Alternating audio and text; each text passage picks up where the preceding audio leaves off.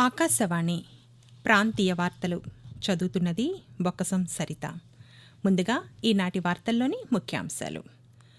పద్మ పురస్కారాలు 2025 కోసం ఆన్లైన్ నామినేషన్లు ప్రారంభమయ్యాయని కేంద్ర హోంమంత్రిత్వ శాఖ తెలిపింది. రాష్ట్ర వ్యాప్తంగా ఈరోజు రేపు వడగాల్పులు మరింత తీవ్రం కానున్నాయని విపత్తుల నిర్వహణ సంస్థ వెల్లడించింది. ఏలూరు జిల్లాలో ఇప్పటివరకు రైతుల నుండి 291.42 కోట్ల రూపాయల విలువైన 1,50,731 మెట్రిక్ టన్నుల ధాన్యం కొనుగోలు చేసినట్లు జాయింట్ కలెక్టర్ బి లావణ్యవేణి పేర్కొన్నారు. వేసవి రద్దీ దృష్ట్యా ప్రత్యేక రైళ్లను నడపనున్నట్లు దక్షిణ మధ్య రైల్వే పేర్కొంది. ఐపీఎల్లో భాగంగా ఈరోజు సాయంత్రం హైదరాబాద్ వేదికగా Sunrisers Hyderabad, Rajasthan Royals జట్ల మధ్య క్రికెట్ మ్యాచ్ జరగనుంది.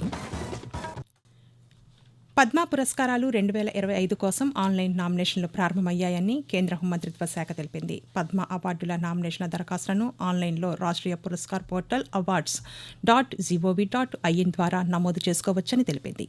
పద్మ అవార్డుల కోసం దరఖాస్తులను సెప్టెంబర్ 15 వరకు పంపవచ్చని పేర్కొంది. దేశంలోని అత్యున్నత పౌర పురస్కారాల్లో పద్మ పురస్కారాలు ఒకటి. పద్మవిభూషణ్, పద్మభూషణ్, పద్మశ్రీ పేర్లతో వీటిని ప్రదానం చేస్తారు. 1954లో స్థాపించబడిన ఈ అవార్డులను ప్రతి సంవత్సరం గణతంత్ర దినోత్సవం సందర్భంగా ప్రకటిస్తారు. రాష్ట్ర వ్యాప్తంగా ఈరోజు రేపు వడగాల్పులు మరింత తీవ్రం కానున్నాయని విపత్తుల నిర్వహణ సంస్థ ఎండీ రోణంకి కోరమనాథ్ తెలిపారు. ఈరోజు 31 మండలాల్లో తీవ్ర వడగాల్పులు, 234 మండలాల్లో వడగాల్పులు వీచే అవకాశం ఉందని పేర్కొన్నారు. విజయనగరం జిల్లాలో 15, పార్వతీపురం మన్యంలో 8, శ్రీకాకుళంలో 5, ప్రకాశంలో 2, అల్లూరి సీతారామరాజు జిల్లాలో 1 మండలంలో తీవ్ర వడగాల్పులు వీచే అవకాశం ఉందని అన్నారు. పల్నాడు జిల్లాలో 21, ప్రకాశం 18, ఏలూరు 18, తూర్పుగోదావరి 17, నెల్లూరు 16, గుంటూరు 16, అనకాపల్లి 15, శ్రీకాకుళం 15, కాకినాడ 13, తిరుపతి 12, కృష్ణా 11, ఎన్టీఆర్ 11, బాపట్ల 11, విజయనగరం 10, అల్లూరి సీతారామరాజు 9, కోనసీమ 9, పార్వతీపురం మన్యం 7, వైఎస్ఆర్ 5, విశాఖపట్నం 1, అనంతపురం 1, పశ్చిమ గోదావరి జిల్లాలో 1 మండలంలో వడగాల్పులు వీచే అవకాశం ఉందని వివరించారు. రేపు 30 మండలాల్లో తీవ్ర వడగాల్పులు, 121 మండలాల్లో వడగాల్పుల ప్రభావం ఉంటుందని తెలిపారు. ఎండల తీవ్రత పెరుగుతున్న నేపథ్యంలో ప్రజలు అప్రమత్తంగా ఉండాలని తిరుపతి జిల్లా వైద్య ఆరోగ్య శాఖ అధికారి డాక్టర్ శ్రీహరి సూచించారు. తిరుపతిలో ఆయన ఈరోజు ఆకాశవాణితో మాట్లాడుతూ తిరుపతి నగరంలోని ప్రధాన ప్రాంతాలలో చలివేంద్రాలను ఏర్పాటు చేశామని తెలిపారు. తిరుపతి రూయా ఆసుపత్రిలో డీహైడ్రేషన్కు గురైన వారికి చికిత్స చేసేందుకు ప్రత్యేక వార్డును ఏర్పాటు చేశామన్నారు. అలాగే వైద్య ఆరోగ్య శాఖ ఆధ్వర్యంలో ప్రపంచ నలుమూలల నుండి తిరుపతికి వచ్చే భక్తులకు రైల్వే స్టేషన్, బస్టాండ్ల వద్ద ఓఆర్ఎస్ ప్యాకెట్లను కూడా పంపిణీ చేస్తున్నామన్నారు. అవసరమైతే తప్ప అనవసరంగా రోడ్లపైకి తిరగవద్దని సూచించారు. ఏలూరు జిల్లాలో బుధవారం వరకు 11,285 మంది రైతుల నుండి 291.42 కోట్ల రూపాయల విలువైన 1,50,731 మెట్రిక్ టన్నుల ధాన్యం కొనుగోలు చేసినట్లు జాయింట్ కలెక్టర్ బి లావణ్యవేణి పేర్కొన్నారు. ధాన్యం కొనుగోలు ప్రక్రియ ప్రారంభించబడి ఇప్పటివరకు జిల్లాలో 17 మండలాల్లోని 101 రైతు భరోసా కేంద్రాల పరిధిలో 21,441 మంది రైతులు ధాన్యం నమోదు చేసుకున్నారని చెప్పారు. అలాగే మిగిలిన 3 మండలాలైన టి నర్సాపురం, బుట్టాయిగూడెం, ఆగిరిపల్లికి చెందిన 19 రైతు భరోసా కేంద్రాల్లో వరి పంట కోతలు మరియు ఆరబెట్టుకునే దశలో ఉందని తెలిపారు. ఇప్పటివరకు 45 లక్షల గోనె సంచులను అందుబాటులో ఉంచామని జాయింట్ కలెక్టర్ తెలిపారు. వేసవి రద్దీ దృష్ట్యా ప్రత్యేక రైళ్లను నడపనున్నట్లు దక్షిణ మధ్య రైల్వే వెల్లడించింది. సికింద్రాబాద్, సంత్రగాచి, సికింద్రాబాద్ మధ్య ప్రత్యేక రైళ్లు ఏర్పాటు చేశామని ప్రకటించింది. సికింద్రాబాద్, సంత్రగాచి మధ్య జూన్ 30 వరకు ప్రతి ఆదివారం, అలాగే సంత్రగాచి, సికింద్రాబాద్ మధ్య జూలై 2 వరకు ప్రతి మంగళవారం ప్రత్యేక రైళ్లు అందుబాటులో ఉంటాయని వెల్లడించింది. ఆకాశవాణి ప్రాంతీయ వార్తలు వింటున్నారు.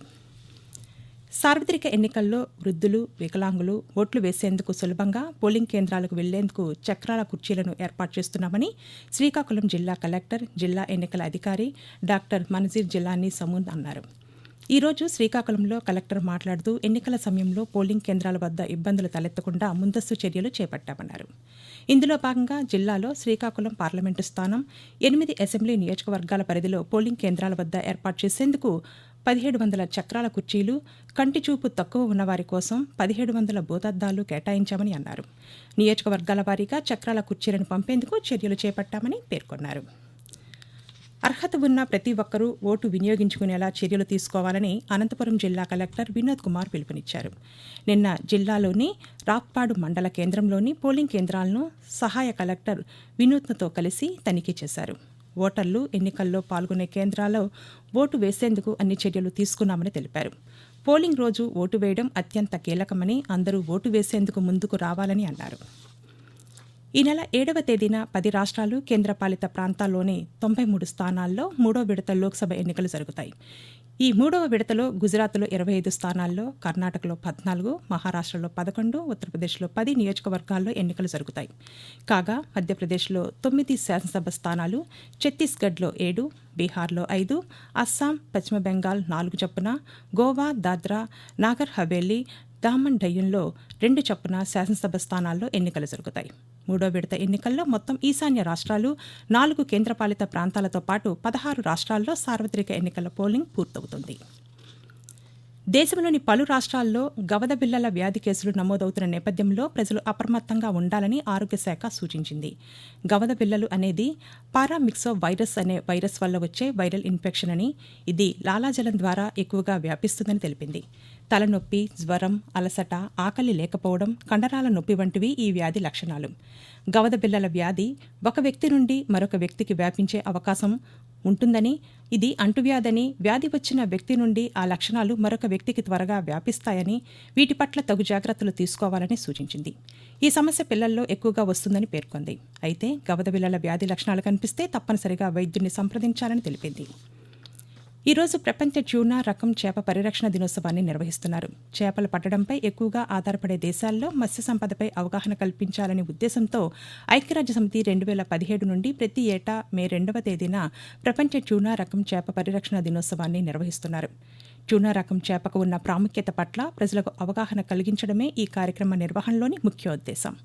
ట్యూనా చేప ప్రపంచంలోనే అత్యంత ఖరీదైన చేప. అంతరించిపోయే దశకు చేరుకున్న ఈ తరహా చేపల వేటపై నిషేధం ఉంది. అధికంగా జరుగుతున్న ట్యూనా చేపల వేట గురించి ఈరోజు పలు దేశాల్లో అవగాహన కార్యక్రమాలను కల్పిస్తున్నారు. ఇండియన్ ప్రీమియర్ లీగ్ ఐపీఎల్లో భాగంగా ఈరోజు సాయంత్రం 7:30 హైదరాబాద్లోని క్రీడా మైదానంలో జరిగే క్రికెట్ మ్యాచ్లో సన్ రైజర్స్ హైదరాబాద్ జట్టు రాజస్థాన్ రాయల్స్ జట్టుతో తలపడుతుంది. రాజస్థాన్ రాయల్స్ జట్టు ఆడిన 9 మ్యాచ్ల్లో 8 మ్యాచ్లు గెలిచి అగ్రస్థానంలో కొనసాగుతూ ఉండగా, హైదరాబాద్ జట్టు ఆడిన 9 మ్యాచ్ల్లో 5 మ్యాచ్లు గెలిచి 5వ స్థానంలో కొనసాగుతుంది. కాగా నిన్న చెన్నైలోని చిదంబరం స్టేడియంలో జరిగిన మ్యాచ్లో చెన్నై సూపర్ కింగ్స్పై 7 వికెట్లతో పంజాబ్ కింగ్స్ జట్టు విజయాన్ని సాధించింది. చెన్నై సూపర్ కింగ్స్ నిర్దేశించిన 163 పరుగుల లక్ష్యాన్ని పంజాబ్ కింగ్స్ 17.5 ఓవర్లలో 3 వికెట్లు కోల్పోయి విజయాన్ని అందుకుంది.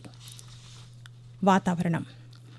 రాష్ట్రంలోని ప్రస్తుతం వాతావరణ పరిస్థితులను అమరావతిలోని భారత వాతావరణ కేంద్రం అధికారి ఎం వెంకట్రావు కొద్దిసేపటి క్రితం ఆకాశవాణి విజయవాడ కేంద్ర ప్రాంతీయ వార్తా విభాగానికి తెలియజేస్తూ, ఈరోజు రేపు ఉత్తర కోస్తా ఆంధ్రప్రదేశ్ యానాములో తేలికపాటి నుంచి ఒక మోస్తరు వర్షాలు లేదా ఉరుములతో కూడిన జల్లులు 1 లేదా 2 చోట్ల కురిసే అవకాశం ఉంది. ఈరోజు రేపు ఉత్తర కోస్తా ఆంధ్రప్రదేశ్ యానాములో వడగాల్లో 1 లేదా 2 చోట్ల వీచే అవకాశం ఉంది. ఇక దక్షిణ కోస్తా ఆంధ్రప్రదేశ్లో ఈరోజు రేపు వాతావరణం పొడిగా ఉండే అవకాశం ఉంది. వడగాల్లో 1 లేదా 2 చోట్ల వీచే అవకాశం ఉంది. ఇక రాయలసీమలో ఈరోజు వాతావరణం పొడిగా ఉండే అవకాశం ఉంది. వడగాల్లో 1 లేదా 2 చోట్ల వీచే అవకాశం ఉంది. వార్తలు ముగించే ముందు ముఖ్యాంశాలు మరోసారి. పద్మ పురస్కారాలు 2025 కోసం ఆన్లైన్ నామినేషన్లు ప్రారంభమయ్యాయని కేంద్ర హోంమంత్రిత్వ శాఖ తెలిపింది. రాష్ట్ర వ్యాప్తంగా ఈరోజు, రేపు వడగాల్పులు మరింత తీవ్రం కానున్నాయని విపత్తుల నిర్వహణ సంస్థ వెల్లడించింది. ఏలూరు జిల్లాలో ఇప్పటివరకు రైతుల నుండి 291.42 కోట్ల రూపాయల విలువైన 1,50,731 మెట్రిక్ టన్నుల ధాన్యం కొనుగోలు చేసినట్లు జాయింట్ కలెక్టర్ బి లావణ్యవేణి పేర్కొన్నారు. వేసవి రద్దీ దృష్ట్యా ప్రత్యేక రైళ్లను నడపనున్నట్లు దక్షిణ మధ్య రైల్వే పేర్కొంది. ఐపీఎల్లో భాగంగా ఈరోజు సాయంత్రం హైదరాబాద్ వేదికగా Sunrisers Hyderabad, Rajasthan Royals జట్ల మధ్య క్రికెట్ మ్యాచ్ జరగనుంది. ఆకాశవాణి ప్రాంతీయ వార్తలు ఇంతటితో సమాప్తం.